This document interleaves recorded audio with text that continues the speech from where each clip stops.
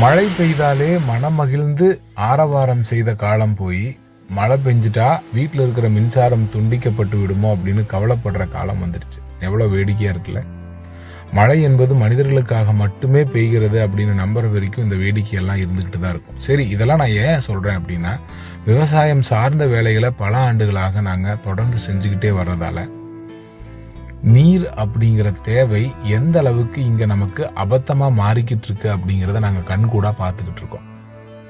நிலத்தடியிலிருந்து நீரை உறிஞ்சி இப்போ நிலத்திலிருந்து 1 லிட்டர் நீரை எடுப்பதற்கு மிகவும் சிரமப்பட்டு கொண்டிருக்கிற பகுதிகள் நம் நாட்டில் வளர்ந்து கொண்டே வருகிறது. குறிப்பா கொங்கு மண்டலம். இந்த கொங்கு மண்டலத்துல நிலத்தடி நீர் மட்டம் நாம நினைச்சு பார்க்க முடியாத அளவுக்கு கீழே போய்கிட்டு இருக்கு.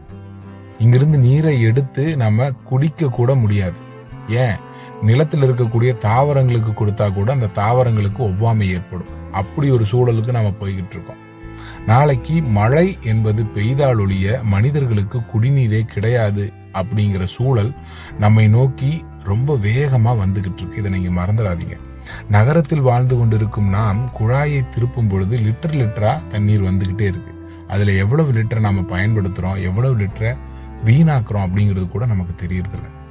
ஆனா ஒரு நிலத்தை எடுத்து அந்த நிலத்தில் இருக்கக்கூடிய நீர்வளத்தை கவனித்து பார்த்து அந்த நீர்வளத்தை பயன்படுத்தி அங்க சில மரங்களையும் செடி கொடிகளையும் வளர்க்கிறது எவ்வளவு சிரமம்ங்கிறத நம்ம செஞ்சு பார்த்தாதான் தெரியும்.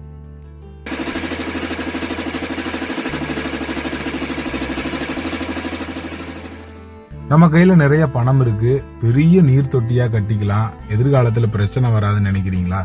அந்த நீர் தொட்டிக்கு நீரை எங்கிருந்து கொண்டு வருவீங்க? பூமிக்குள்ள இருந்து இனிமேல் நீரே கிடைக்க போறதில்ல. நமக்கு இருக்கக்கூடிய 1 ஸ்டாப் ஷாப் மழை மட்டும்தான். அந்த மழையை வரவழைக்கக்கூடிய வேலையில இறங்குங்க. ஒரே ஒரு மரத்தை நடுங்க. நம்ம எல்லாரும் சேர்ந்து ஒவ்வொரு மரம் நட்டாலே போதும். இனிமேல் வரக்கூடிய காலங்களை நல்லபடியா நம்ம காப்பாத்திக்க முடியும். இது தெரியாம மழை வந்துட்டாலே மின்சாரம் துண்டிக்கப்பட்டு விடும், ஏசி வேலை செய்யாது, புழுக்கத்துல உறங்கணும் அப்படி எல்லாம் நினைச்சீங்கன்னா கண்டிப்பா சொல்றேன், நம்ம சமூகத்தை காப்பாற்ற யாராலையும் முடியாது. தயவு செஞ்சு தண்ணீரை காக்க ஏதாவது ஒரு காரியத்தை செஞ்சே தீரணும். மறக்காம உங்க கருத்துக்களை கமெண்ட்ல சொல்லுங்க.